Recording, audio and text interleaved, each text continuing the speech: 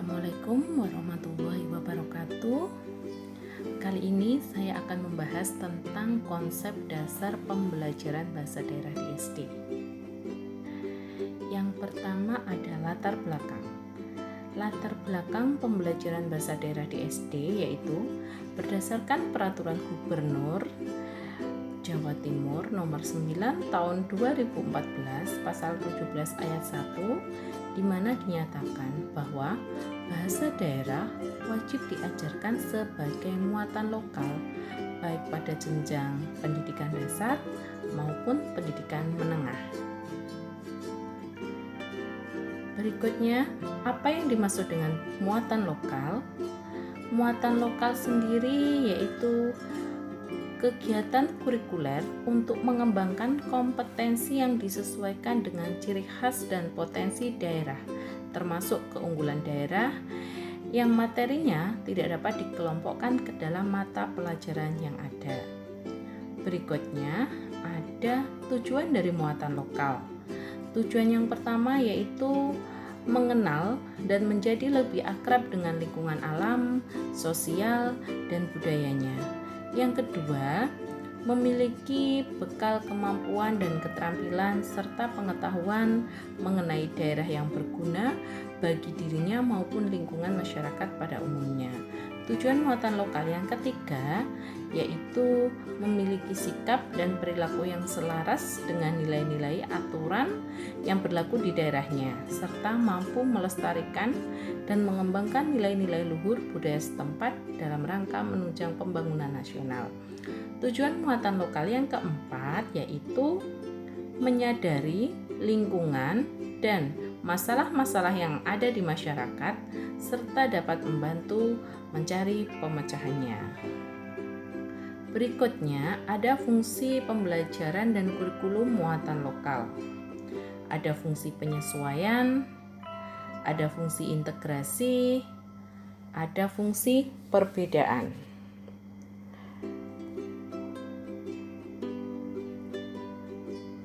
Yang pertama ada fungsi penyesuaian, yaitu muatan lokal harus disesuaikan dengan lingkungan, kebutuhan daerah, dan masyarakat.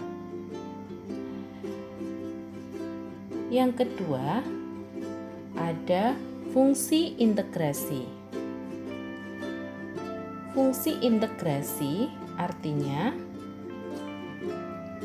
muatan lokal merupakan program pendidikan yang berfungsi mendidik pribadi-pribadi peserta didik agar dapat memberikan sumbangan kepada masyarakat dan lingkungan atau berfungsi untuk membentuk dan mengintegrasikan pribadi peserta didik dengan masyarakatnya. Fungsi yang ketiga adalah fungsi perbedaan. Fungsi perbedaan sendiri yaitu bahwa muatan lokal adalah suatu program pendidikan yang bersifat luas, yaitu program pendidikan yang pengembangannya itu disesuaikan dengan minat, bakat, kemampuan, dan kebutuhan peserta didik di lingkungan dan daerahnya. Berikutnya ada pelaksanaan pembelajaran muatan lokal, di mana pelaksanaannya itu dilaksanakan sebagai mata pelajaran tersendiri atau bisa juga dipadukan ke dalam mata pelajaran lain. Pelaksanaan pembelajaran muatan lokal yang kedua di mana alokasi waktunya itu bisa 2 jam per minggu jika muatan lokal berupa mata pelajaran khusus muatan lokal.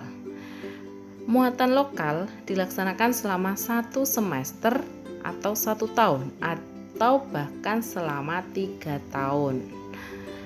Yang keempat, proses pembelajaran muatan lokal harus mencakup 4 aspek, ada kognitif, afektif, psikomotor, dan action.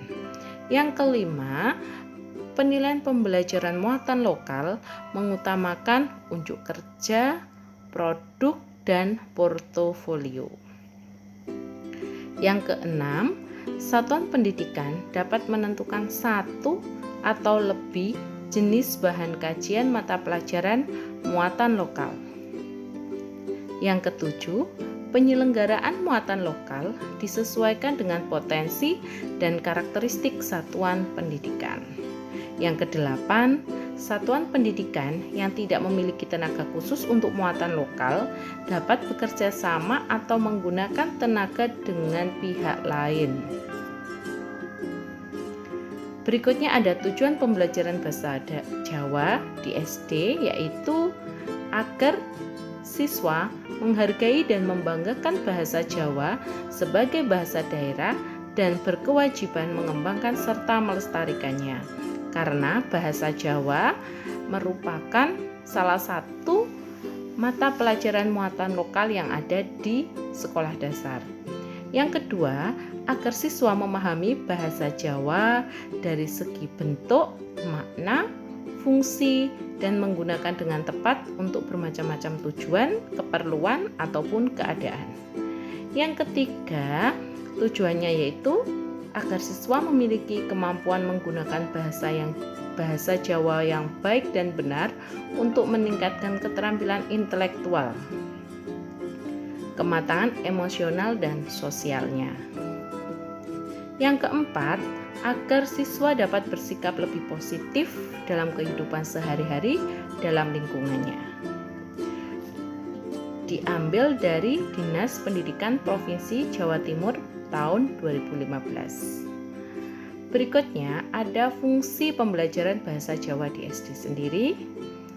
Ada fungsi komunikasi, di mana diharapkan siswa dapat berbahasa Jawa yang baik dan benar dengan memakai nilai-nilai yang terkandung di dalamnya.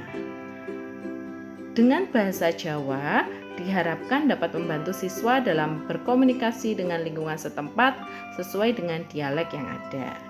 Yang kedua, ada fungsi edukatif, di mana bahasa Jawa diarahkan agar siswa dapat membentuk kepribadian dan identitas bangsa karena adanya nilai budaya yang terkandung di dalamnya.